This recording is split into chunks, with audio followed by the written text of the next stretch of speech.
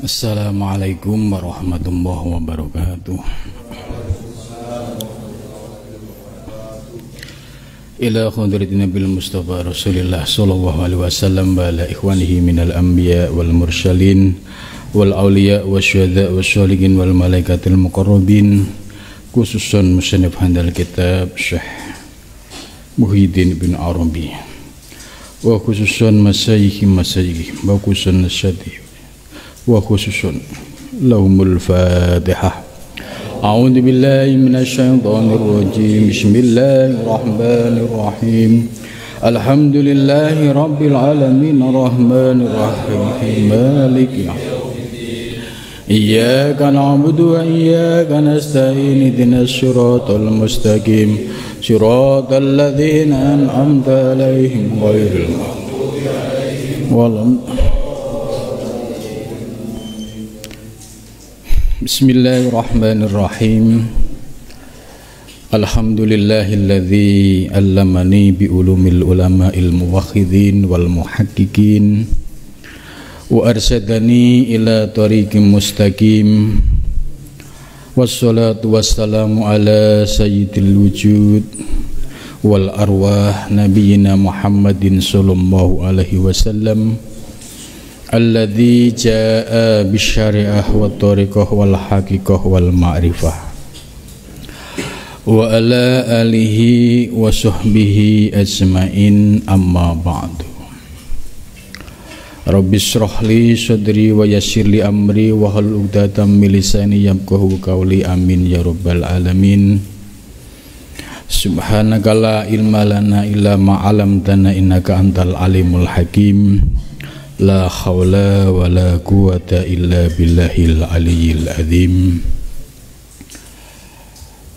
Malam ini kita melanjutkan pengajian kitab Al-Futuhat Al-Makkiyah, masih pada pembahasan tentang rahasia huruf atau disebut dengan bab fil ma'arif, tentang kema'rifahan, yang membahas tentang fi ma'rifati maratibil huruf wal harokat. Syekh Muhyiddin Ibn Arabi dalam kitab ini cukup luar biasa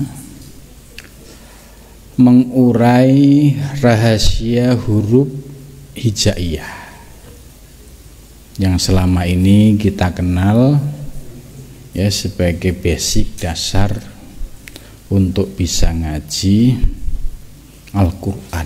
Itu dasarnya jadi mengenal huruf hijaiyah.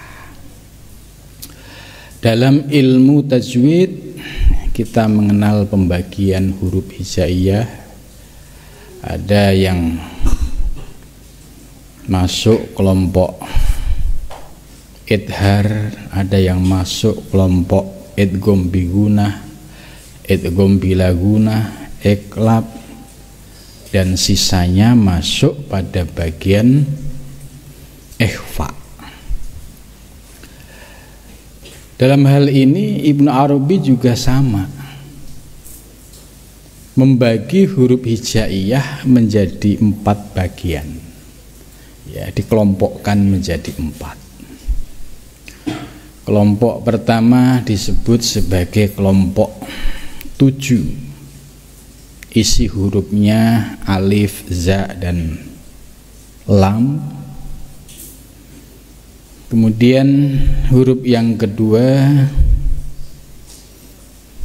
disebut huruf masuk kelompok 8. Hurufnya nun, shad, dan dot. Yang kesembilan, bagian yang ketiga masuk huruf yang ke-9, yaitu ain, ghin, sin, dan shin. Nah, sisanya masuk ke bagian 10. Dari rahasia huruf ini Ibnu Arabi menggali lebih dalam lagi. Ternyata setiap huruf ini memiliki karakter. Karakternya ada 4 karakter. Yang pertama karakter haroroh, ya memiliki unsur panas. Yang kedua rutubah. Rutubah itu kering. Ya, kemudian rutubah itu basah. Kalau yabusah baru kering, kemudian yang keempat burudah. Ilmu ini, ilmu huruf, ternyata bagi orang yang menguasai ini bisa dibuat sebagai dasar untuk membuka praktek perdukunan.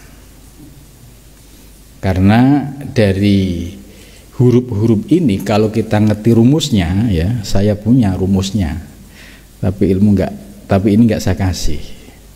Sebab kalau dikasih khawatir ya itu menyimpan banyak rahasia. Dan saya sudah membuktikan, ya, orang yang menguasai rahasia huruf ini itu ketika saya masih usia 36 tahun, ya, masih ingat ada seorang yang ahli dalam ilmu huruf. Saya ditulis nama lengkap saya, terus dihitung, memang ada rumusnya hitungannya. Kemudian setelah itu dia berkata, Ustadz, nanti sebelum usia 40 insya Allah Ustadz sudah punya pesantren, yaitu usia 36. Saya dalam batin saya, benar nggak sih ini gitu. Ternyata dalam perjalanan waktu benar. Nah, saat itu saya belum mengaji kitab Al-Futuhat. Ternyata Ibnu Arabi membahas secara detail, ya, rahasia huruf ini. Contoh misalkan ada nama Arif, ya, ainnya itu berapa, terus alifnya berapa, roknya berapa, fa-nya berapa, itu ketemu. Itu sudah ada rumusnya. Terus bagi ulama atau mursyid thariqah itu juga ada yang menguasai ilmu huruf ini. Contoh misalkan ada murid namanya Arifin, itu dihitung ain berapa, rok berapa tadi, hitungnya sekian, itu akan terbaca karakter nafsunya. Apakah ini yang dominan amarohnya atau lawamahnya, atau kalau binatang apa yang dominan ini. Terus kalau setelah tahu nafsu yang dominan dalam diri seorang murid ini, maka sang guru akan menentukan jumlah riyadhah untuk setiap nama. Kamu riyadhahnya puasa sekian hari. Ini ada ilmunya. Jadi ini luar biasa.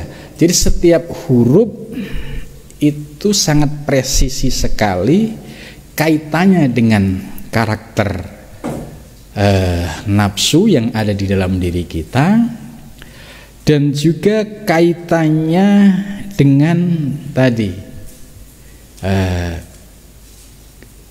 keberuntungan kalau bahasa orang astronomi gitu.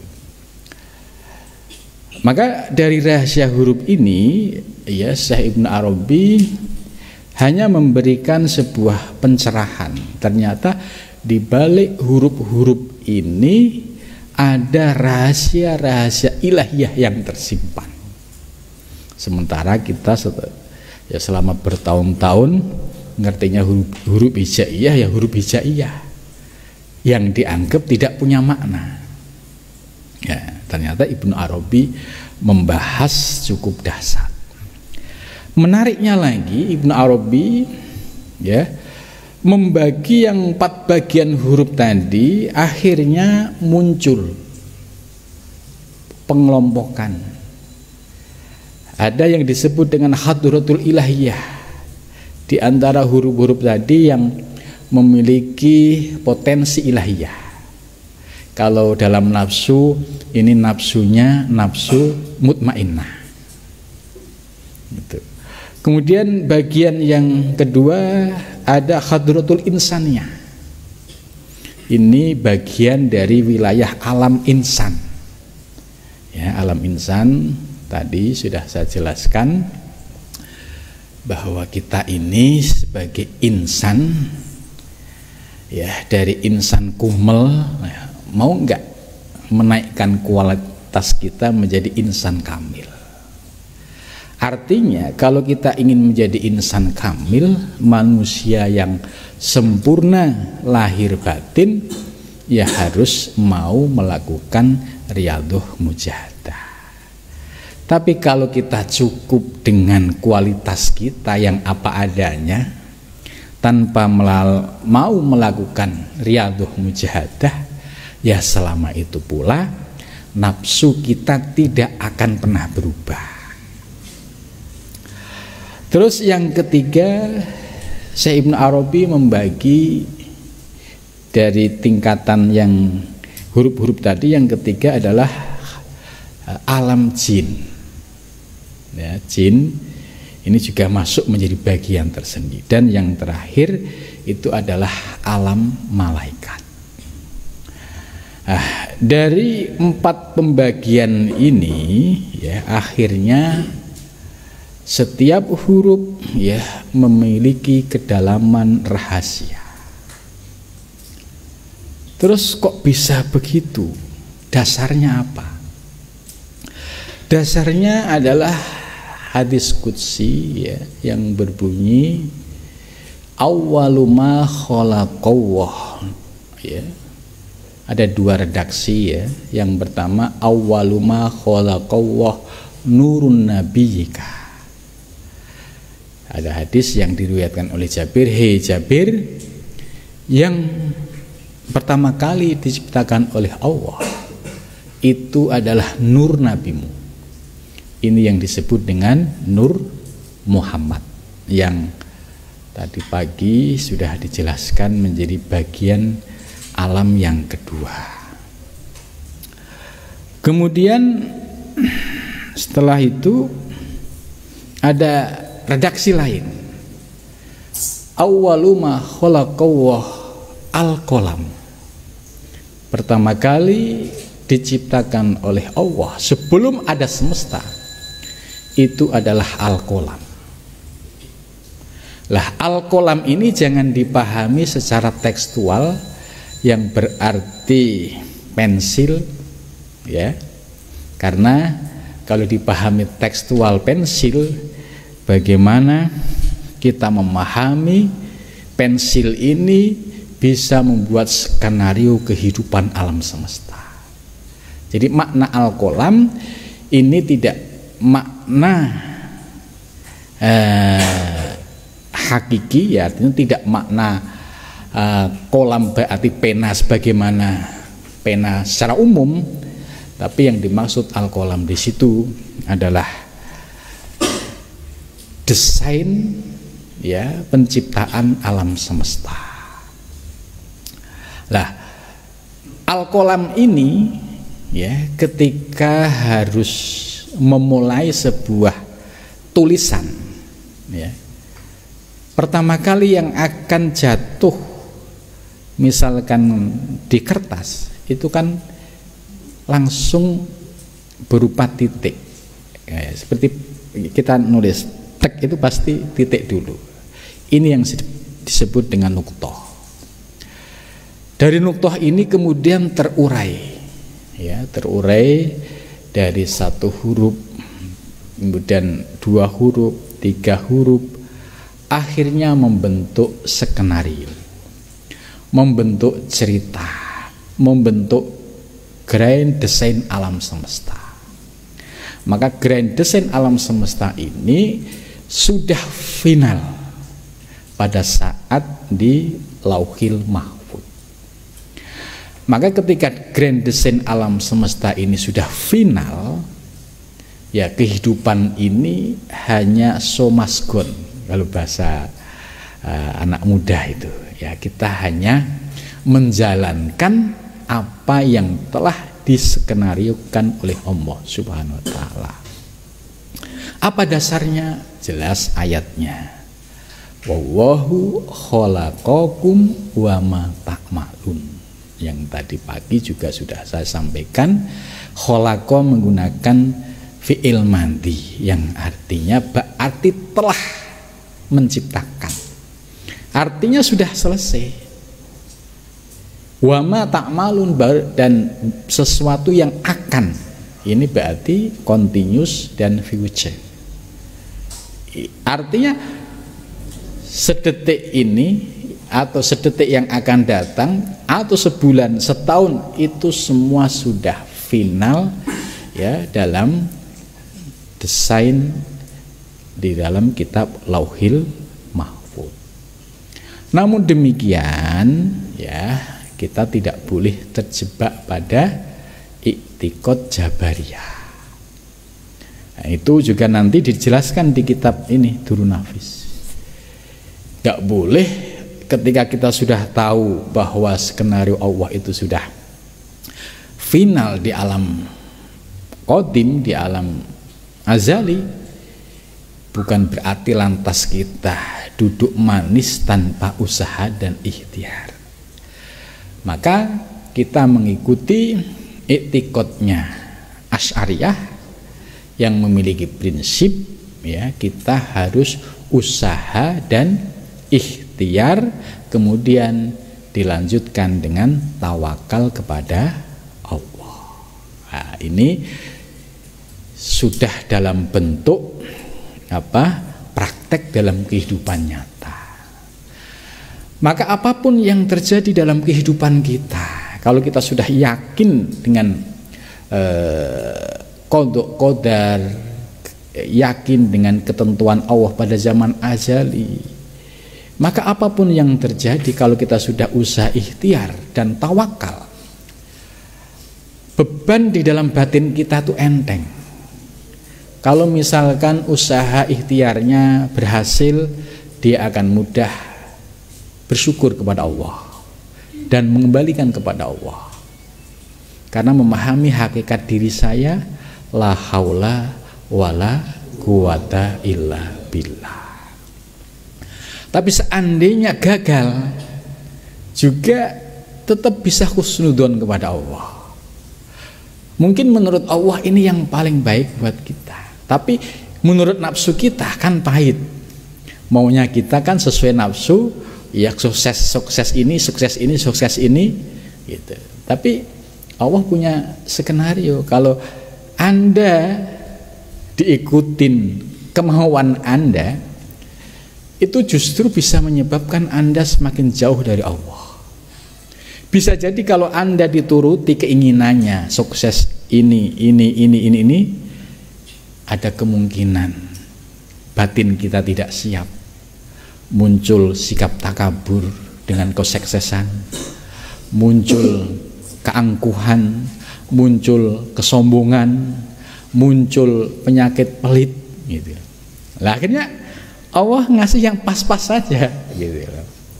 Pas itu ya mau buat umroh ada, mau buat haji ada, mau buat bangun rumah ada.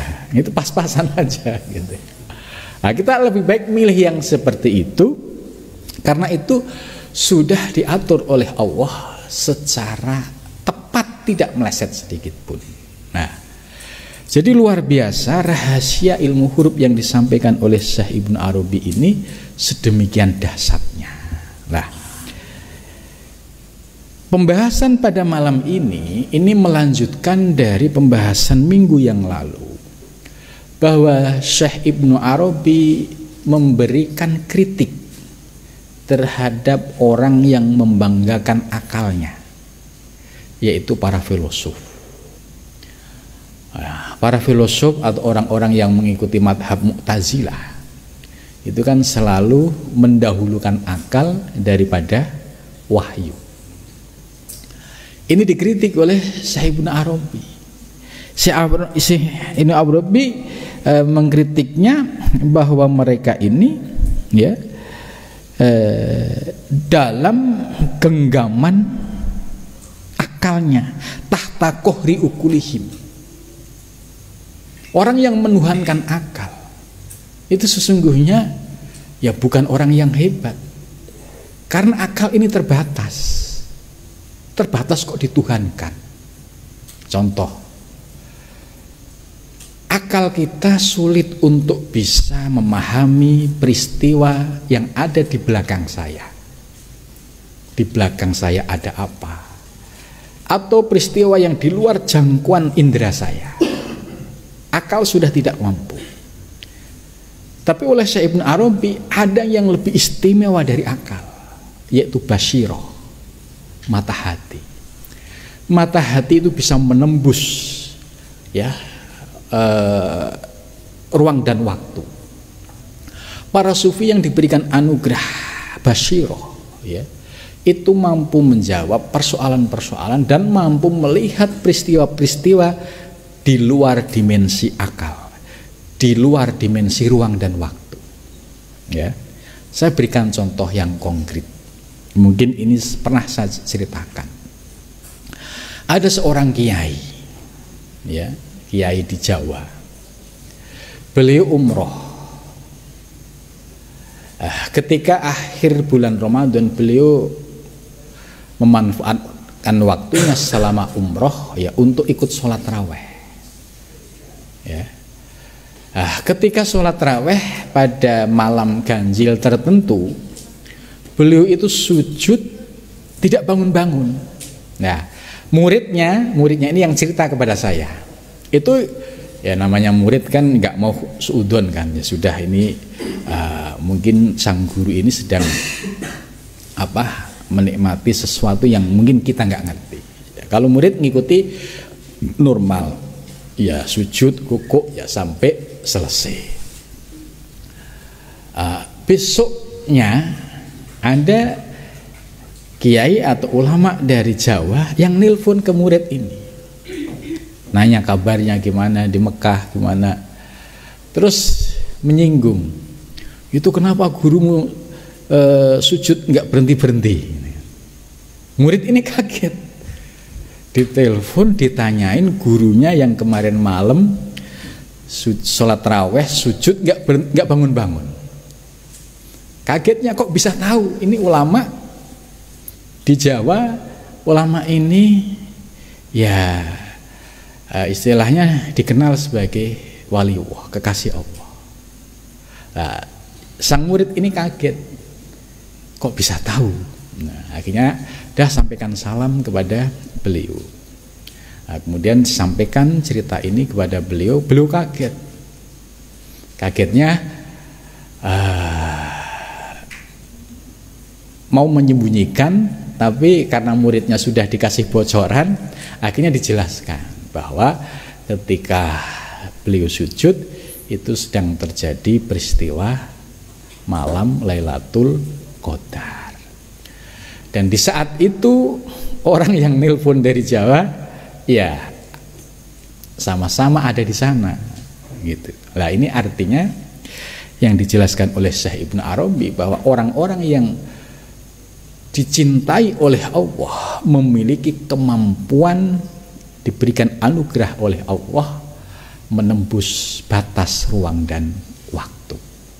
Dari mana bisa tahu peristiwa yang ada di Mekah, sementara pandangan mata, telinga, hubungan, koneksi nggak ada.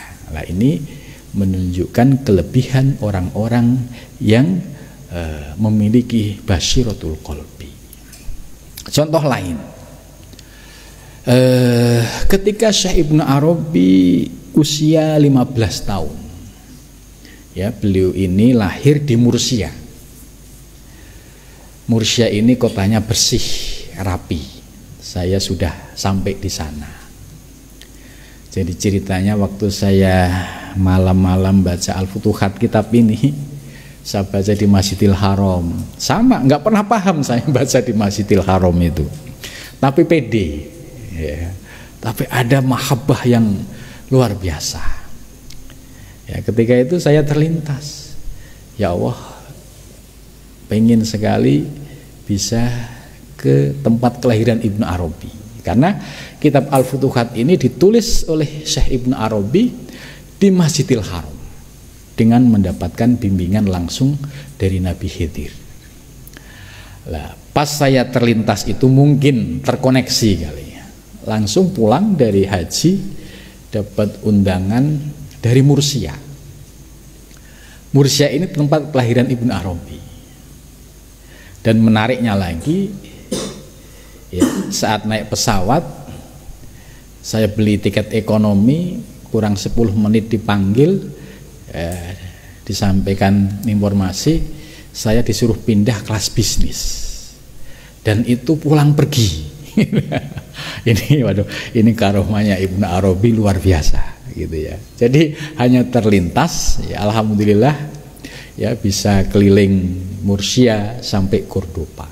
Nah, saya ingin menyampaikan ketika Ibnu Arabi usia 15 tahun. Ini ada peristiwa menarik di Cordoba ya. Yaitu ketika bapak filosof ya umat Islam yaitu ya Ibnu Rus ya yang dikenal sebagai bapak filsafat Islam, dan Ibnu Rus ini yang mengkritik karya-karya Imam Ghazali ya. Tapi suatu ketika Ibnu Rus ini mengalami kebuntuan dalam filsafat, terutama dalam filsafat ketuhanan. Kebetulan bapaknya Syekh Ibnu Arabi ini temannya, namanya Syekh Muhammad Ali, tapi nggak ada Abdillahnya ya, Muhammad Ali aja. Itu nemuin bapaknya Ibnu Arabi ya, kalau bahasa gaulnya saya ingin ketemu anak muda gitu, diatur dong waktunya gitu ya, gampang deh nanti saya atur gitu. Akhirnya Ibnu Arabi disuruh apa, kalau nggak salah nganterin roti atau apa ke rumahnya Ibnu Rus. Nah, saat bertemu dengan Ibnu Rus inilah terjadi dialog. Kebuntuan Ibnu Rus sebagai tokoh filsafat Islam ya yang masyhur pada zaman itu, sementara Ibnu Arabi masih anak usia 15 tahun. Kebuntuan soal filsafat ketuhanan disampaikan kepada Imam Ghazali, yaitu tentang hakikat wujud. Kalau kita kiaskan dengan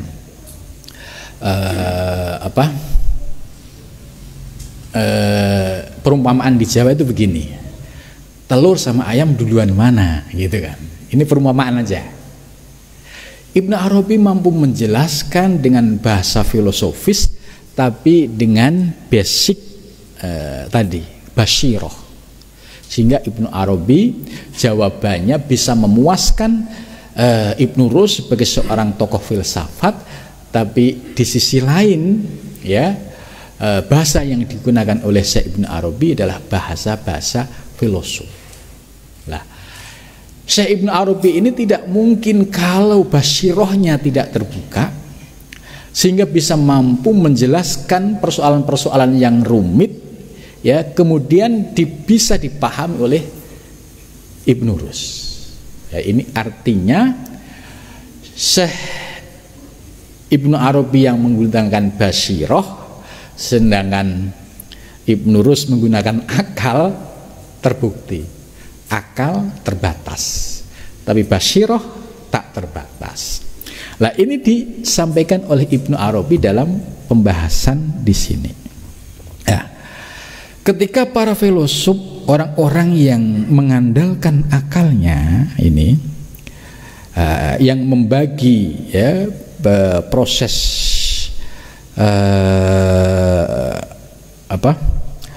alam itu menjadi 4, yaitu al-haq, kemudian al-ins, al-mulku, dan al-jin. Ini oleh Ibnu Arabi dikritik. Mereka hanya mampu membagi hanya sebatas 4. Kenapa demikian? Ibnu Arabi menjawab, walaysa sama qismun zaidun indahum. Jadi tidak ada tambahan lagi menurut mereka. Yaitu menurut siapa? Menurut Ammatil ukala, ya orang-orang yang secara umum mengandalkan akalnya. Beliau tidak menyebut filosof ya, tapi ukala. Ukala itu jamaknya akil, orang-orang yang berakal. Jadi orang yang mengandalkan akal ternyata terbatas. Likusurihim an idraki ma thamma, karena keterbatasannya untuk menemukan sesuatu yang ada di balik itu. Li'annahum tahta kohri ukulihim. Kenapa demikian? Karena para filosof terjebak pada kohri ukulihim, yaitu keterbatasan akalnya yang tidak bisa menembus batas. Nah, sementara wal muhakkikun itu istilah lain ulama-ulama ahli hakikat atau para sufi yang ahli hakikat, tahta kohri sayyidihim. Orang-orang ahli hakikat atau para sufi ini mereka berada di bawah genggaman sayyidnya, yaitu Allah Subhanahu wa ta'ala, al-mulki al-haq Subhanahu wa ta'ala. Falihada, karena itu ya, indahum minal kasfi ma laisa indal ghair, maka para sufi mendapatkan anugerah kasaf, yaitu pandangan mata batin yang bisa menembus hakikat wujud. Nah, ini kelebihan dari orang-orang yang belajar ilmu hakikat. Nah, kemudian selanjutnya ya, Ibnu Arabi mengkritik para filosof, orang-orang ukhala hanya mampu membagi menjadi 4. Sementara Ibnu Arabi dan para sufi-sufi yang lain itu membagi menjadi 6 martabat. Ya, martabat yang pertama disebut sebagai martabat al-haq ta'ala. Nah, ini kalau teman-teman harus bisa memahami ya, kata al-haq ini sering digunakan oleh para ulama muhakkikin, ulama-ulama ahli hakikat. Makna al-haq itu sebagian nama yang digunakan sebagai nama lain dari perwujudan alam semesta. Ya, seperti alam semesta ini sebagai tajalli wujudul haq. Ya, termasuk ya bumi seisinya, termasuk wujud sekeliling kita, termasuk diri kita. Ini dikelompokkan dengan menggunakan istilah al-haq. Ya, ini sebagai tajallinya. Tapi al-haq ini bukan Allah, jadi beda ya. Kata Allah dengan al-haq ini harus dibedakan secara cermat. Maka ketika Al-Halas menyatakan ana al-haq, bagi ulama-ulama muhakkikin paham maksudnya. Karena al-haq itu sebagai nama lain dari kenyataan wujud alam semesta. Jadi alam semesta ini menjadi ada karena diadakan oleh yang maha ada. Maka nama lain yang paling pas adalah kata al-haq. Di wujud alam semesta, gunung sekitarnya, dan termasuk wujud ya tumbuh-tumbuhan, binatang, termasuk diri kita, ini masuk pada pengertian al-haq karena dia sebagai tajalli, madhar dari wujud al-haq ini. Nah, ini harus dipahami. Apakah dia Allah? Tidak, karena Allah ini bersifat qadim, bersifat suci, bersifat tanzih. Allah bersifat laisa kamislihi syai'un. Nah, dua istilah ini harus dipahami secara utuh. Nah, kalau tidak, nah itu nanti gaya-gayaan, ya kan?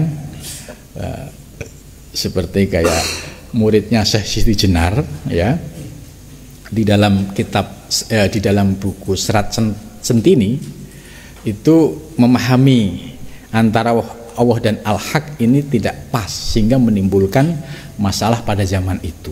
Wali Songo akhirnya ya istilahnya memprotes. Ya, banyak orang-orang awam yang belum paham soal penempatan kata al-haq dan Allah. Kemudian orang awam ini mencampur aduk. Ya. Murid Syekh Siti Jenar yang lagi ngembala kambing itu di Serat Centini saya baca, mereka memanggil dirinya itu apa? Allah, gitu kan.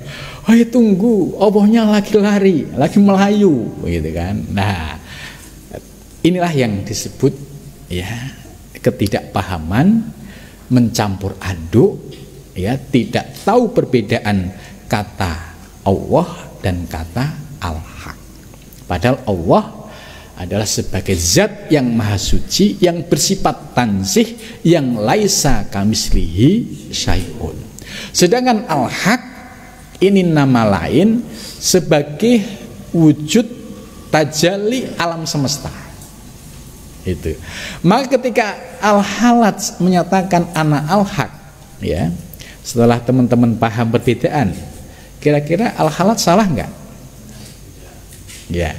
Hanya saja yang mengadili Al-Halaj bukan ahli hakikat, ahli syariat. Yang sama kayak muridnya Syekh Siti Jenar. Dikira al-haq itu maknanya Allah. Gitu. Sehingga Al-Halaj terkena hukum dianggap kafir karena keluar dari ajaran Islam. Padahal Syekh Abdul Qadir Al-Jailani yang hidup pada masa berikutnya itu menyampaikan bahwa apa yang dilakukan oleh Al-Halaj itu tidak salah. Ya, beliau seandainya dipersalahkan, posisinya muskir, orang yang mabuk ilmu hakikat.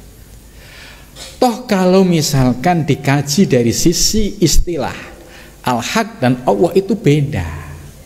Tapi karena yang menghukumi itu ahli syariat yang nggak paham, kemudian ada faktor politik juga, karena Al-Halaj dulu waktu muda itu ahli demonstran. Ya, jadi campur aduk ini. Ya, akhirnya Al-Halaj konsekuen, diuji oleh Allah dengan demikian. Tapi Al-Halaj tidak menyalahkan sedikit pun. Kenapa?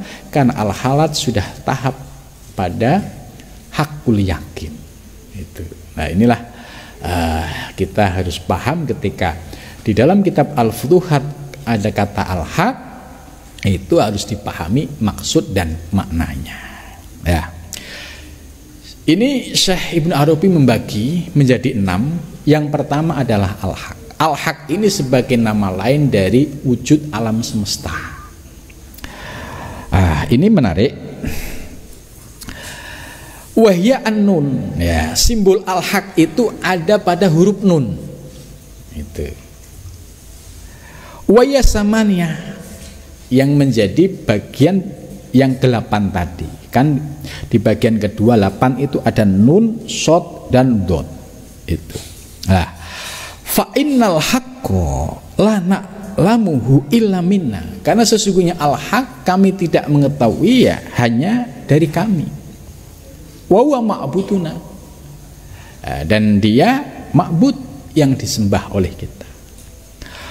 Wala ya'lamu alal kamal illa bina, dan tidak mengetahui secara sempurna illa bina kecuali dengan kami. Falihada, karena itu kana lahun nun, maka ada huruf nun allati hiya sana'iyat, ya. Fa inna basaituha isnani al wawu wal alif lahu wal wawu limaknaka. Kemudian ini menarik. Wa ma fil wujud ghairullah. Wa ma fil wujud ghairullah. Hakikatnya ya, ini kan alam dulunya kan tidak ada. Kemudian siapa yang mengadakan? Allah, ya. Kemudian dijelaskan. Wa ma fil wujud, dan tidak ada wujud di alam semesta ini ya ghairullah. Itu maksudnya ya tidak ada lain, itu sebagai wujud yang diadakan oleh Allah Subhanahu wa ta'ala. Artinya ini, ketika kita melihat gunung, melihat laut, melihat gunung Semeru, melihat apapun yang ada, oleh Syekh Ibnu Arabi ini supaya hati kita langsung terkoneksi tanpa mikir, langsung ingat Allah. Itu kan coba kita dites ketika melihat gunung Semeru, itu masih menggunakan pendekatan akal. Oh, itu karena akibat hukum alam, gitu kan. Tapi kalau bagi muhakikin, ya pandangannya langsung ya Allah yang menggerakkan, Allah yang membuat terjadinya letusan. Nah, kenapa? Karena pandangannya secara hakikat. Tapi secara sains, ya, ini urusan BMKG yang punya analisis. Nah, kalau BMKG-nya ahli hakikat, dia akan paham tidak ada pergerakan sedikit pun, ya, tidak ada yang bergerak kecuali Allah yang menggerakkan. Itu. Ini kalau BMKG-nya ahli hakikat. Kalau BMKG-nya orang awam, ya ini faktor alam, faktor cuaca. Nah, ini perbedaan antara orang yang sudah paham ilmu hakikat dalam melihat segala sesuatu, hatinya terkoneksi, langsung memandang Allah Subhanahu wa ta'ala. Tapi itu pandangan kasfi. Pandangan kasfi itu pandangan batin, tidak untuk diucapkan, ya. Nah, ini harus tahu zona kuning atau zona merahnya. Nggak boleh untuk, wah itu kan Allah juga. Nah, ini nggak boleh. Ini mabuk. Ini. Nah, bahasa syariat ya mungkin proses alam. Tapi bahasa hakikat oleh Syekh Ibnu Arabi tetap harus dikembalikan dan memandang kepada Allah, tidak boleh untuk diucapkan. Nah, pemahaman yang demikian ini yang saya pernah cerita, ini dipahami oleh para pengkaji Ibnu Arabi yang ada di Eropa, yang tadi saya ceritakan bule-bule itu. Ketika saya ajak diskusi tentang la maujuda illallah wa ma fil mujud ghairullah, saya ditegur, Ali, nggak boleh untuk diucapkan, itu hanya di hati. Saya terpesona, kaget, loh, luar biasa ya, bule-bule gini ternyata ngerti teorinya, ngerti prakteknya. Nah, terus saya masih penasaran, saya uji lagi, coba lagi yang lain. Sama ditegur, Ali nggak boleh ngomong begitu. Nah, itu artinya bule-bule yang ahli hakikat tadi itu sudah memahami secara proporsional. Ini pandangan hakikat, tapi ketika berkomunikasi menggunakan bahasa syariat, menggunakan bahasa umum, ya.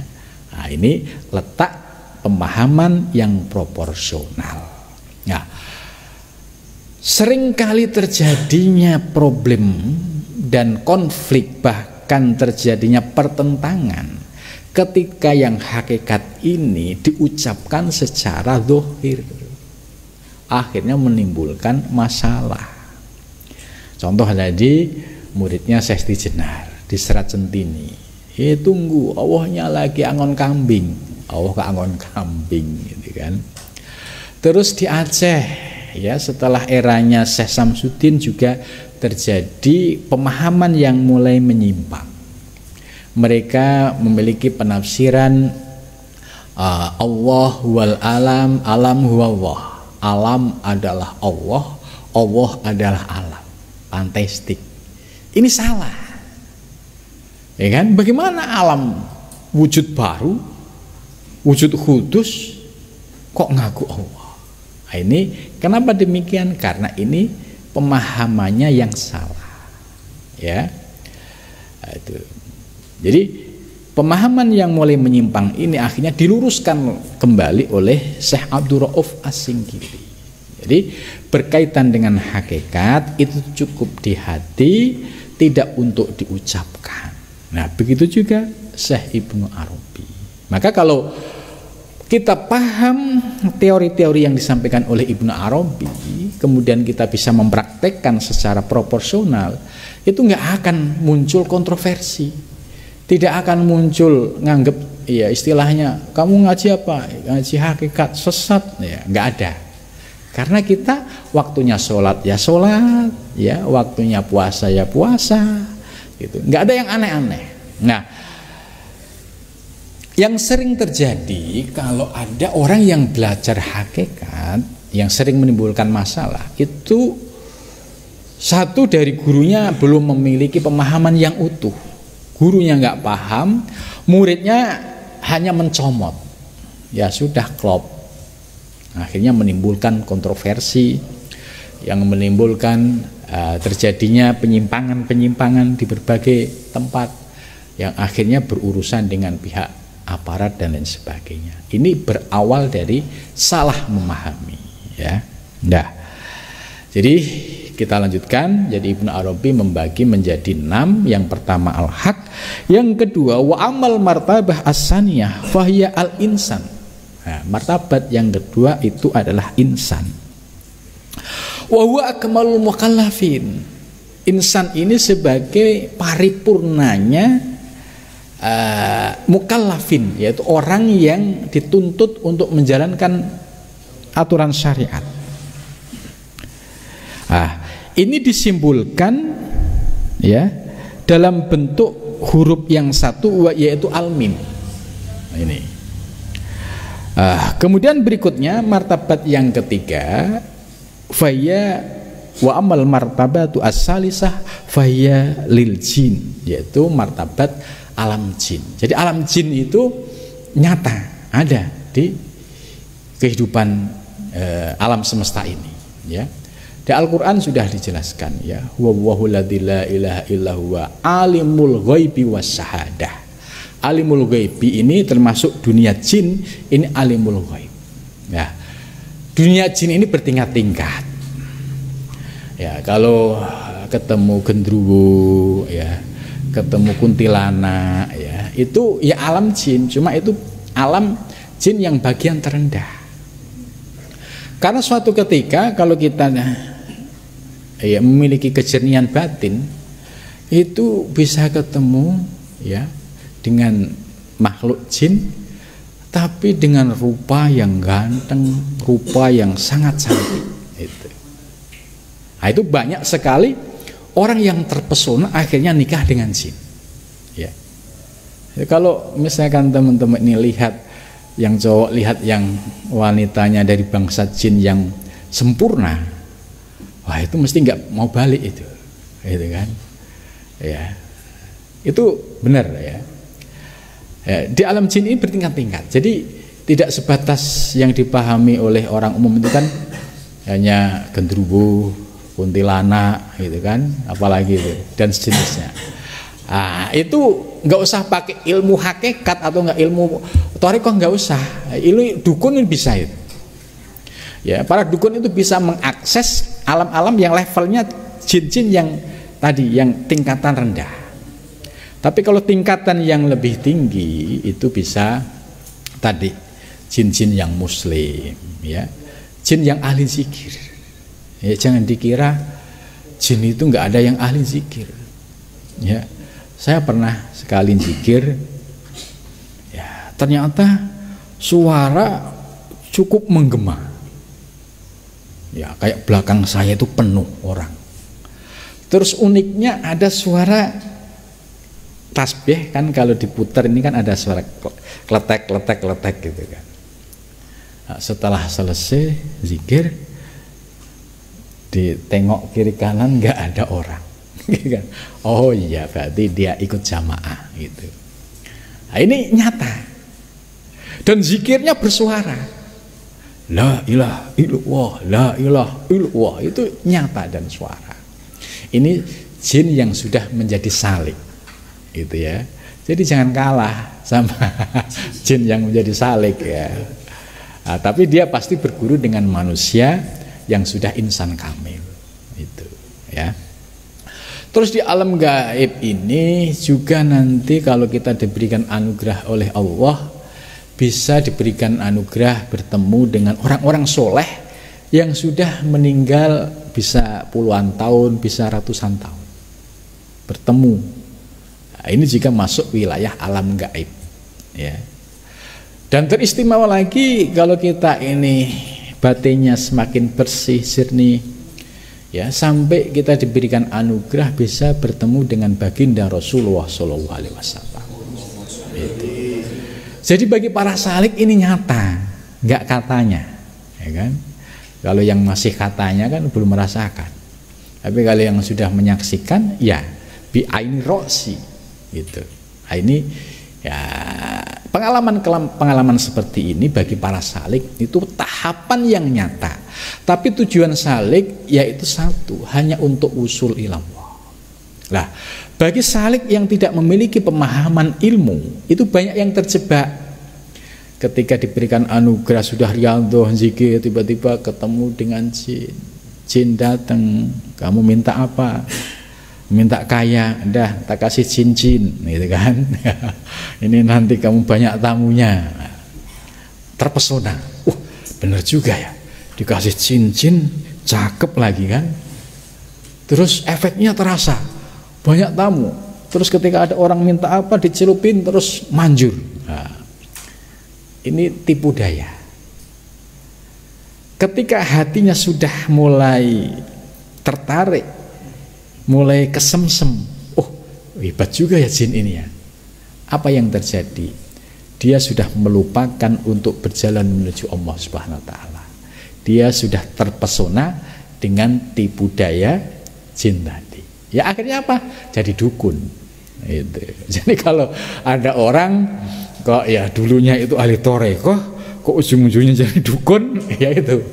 Dia pada saat mengalami perjalanan spiritual ini tidak paham peta, kemudian digoda. Akhirnya dia terjebak. Ketika sudah terjebak, sulit untuk bisa kembali menuju Allah lagi. Ya, jadi oleh Syekh Ibnu Arabi dalam kitab Fususul Hikam ini sudah dijelaskan. Godaan perjalanan salik itu tidak hanya sebatas dohir dan batin. Nah, kalau dohir ya macam-macam lah. Ada yang diuji dengan kesulitan. Kemudian kalau dia nggak tahan banting, akhirnya frustasi. Aduh ngapain jadi salik ini, tambah susah hidup. Nah, mendingan jadi orang awam aja deh. Nah, ini sudah frustasi. Padahal kalau dia bertahan, pasti kan nggak akan selamanya. Ya kan? Hanya diuji keyakinan kita. Kalau dia bertahan, insya Allah nanti dinaikkan martabatnya. Tapi ada juga yang diuji dengan dunia, martabat, duit, dan lain sebagainya. Nah, ketika diuji dengan dana, martabat, apakah posisinya masih istiqomah menuju Allah? Atau sudah sholat malam males, zikir males? Karena apa? Ya, duit udah banyak, gitu kan. Nah, kalau ada salik yang posisinya sudah mulai seperti ini artinya dia sedang terhijab oleh hijab dzulmani. Ya, jadi hijab ada dua, ada dzulmani, ada nuroni. Nah, yang nuroni tadi pengalaman-pengalaman spiritual tadi. Nah, termasuk kalau kita diberikan anugerah mimpi-mimpi wilayah rohani, ini oleh Al-Hikam nggak boleh dibuat untuk gaya-gayaan, pamer-pameran. Wah, gua kemarin lihat kuntilanak gitu. Terus apakah itu sudah makrifah? Ya enggak lah gitu. Dukun aja bisa gitu kan gitu. Nah, itu maka kalau salik punya guru ditanyakan ke gurunya. Jadi di hikam dijelaskan la yang bangi lisalik alla yu'abbira waridahu illa di basyirotin. Seorang salik ketika mendapatkan ya pengalaman rohani berupa mimpi-mimpi, ini jangan lantas ditafsiri, ditakwili sesuai nafsu kita. tanyakan kepada seorang guru yang paham. Supaya apa? Supaya tidak terjebak. Karena tadi kalau dia misalkan menafsirkan sendiri, misalkan dia tidur malam ada cahaya terang benderang gitu, kemudian wah ini berarti saya sudah ma'rifah, itu Allah gitu kan ya. Nah, ini kalau dia awam menyimpulkan sendiri kan berbahaya. Jangankan level dia, level Syekh Abdul Qadir Jailani aja ditipu dengan iblis tadi berupa cahaya, mengaku aku adalah Allah, qad abahtu lakal muharramat. Hei Abdul Qadir, sudah kamu dah cukup, sekarang aku perbolehkan untuk melakukan yang aku haramkan. Di sini diuji Syekh Abdul Qadir Jailani. Kalau nafsu binatangnya masih dominan, wah cocok ini, karena mengaku Allah kemudian diperbolehkan melakukan yang haram-haram, mesti banyak yang seneng kan ya. Tapi Syekh Abdul Qadir Jailani punya ilmu yang kokoh. Tidak mungkin innallaha la ya'mur bil fasya' wal munkar, ayatnya jelas, kok di sini tiba-tiba ada peristiwa itu. Nah, akhirnya Syekh Abdul Qadir tetap berpegang pada Al-Quran. Ternyata itu tipu daya iblis. Jadi selevel Syekh Abdul Qadir Jailani itu pun masih digoda, apalagi kita ya. Itu jadi ini untuk supaya kita menjadi ya tawadhu, ya bisa bersikap hati-hati. Kemudian selanjutnya ya martabat berikutnya jin, kemudian bahaim. Bahaim itu binatang ya, bahaim. Kemudian yang keempat itu bahaim, yang kelima itu nabat, yaitu tumbuh-tumbuhan, dan yang keenam itu adalah martabat lil jamat, yaitu barang-barang jamat itu benda-benda mati seperti batu dan lain sebagainya. Artinya dari pembagian 6 ini, apa yang disampaikan oleh Syekh Ibnu Arabi lebih sempurna, lebih komplit ya, dibandingkan dari pendapat para ukola yang dijelaskan di sebelumnya yang dibagi menjadi 4 ya. Saya kira cukup sekian karena nanti ada acara Zoom dengan Pak Gufron KPK jam 9 ya. Mudah-mudahan pengajian malam ini kita tutup sampai di sini. Mudah-mudahan membawa manfaat ya, dan bisa memberikan pencerahan kepada kita. Wassalamualaikum warahmatullahi wabarakatuh.